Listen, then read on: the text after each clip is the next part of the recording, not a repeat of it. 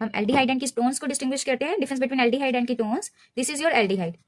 At one side here is hydrogen, and in case of ketones, at both the side we have alkyl groups, right? To distinguish between aldehyde and ketone, as we know, aldehydes can be easily oxidized. Aldehydes can be easily oxidized by using weak oxidizing agents. But we cannot oxidize ketones with weak oxidizing agents like Tollens reagent and Fehling solution. Fehling solution, and this is your Tollens reagent.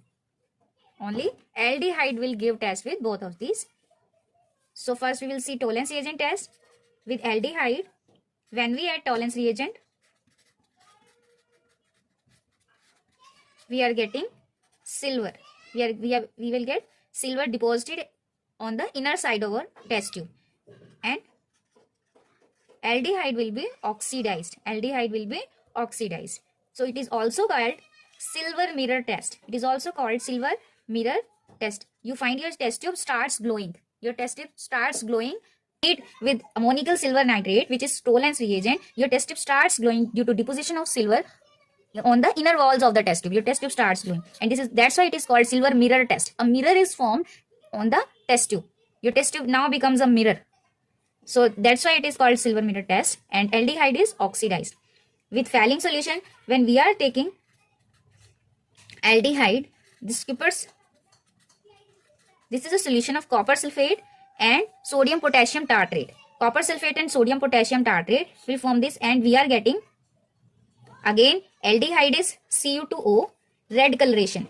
Brick red color changes to brick red color. Red coloration appear in the test tube, and aldehyde is oxidized. This is called Fehling test. When red coloration appears, it confirms the presence of aldehyde in the given compound, and when silver mirror is formed for a particular compound, it also confirms the presence of aldehyde. But when we have ketone, on adding silver ammonium reagent, no reaction takes place.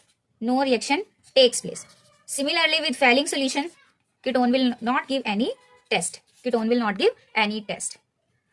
So to distinguish between aldehyde and ketone, we can use Tollens reagent and Fehling solution. Any of one from this we can use to distinguish between aldehyde and ketone. Aldehyde will give both these tests.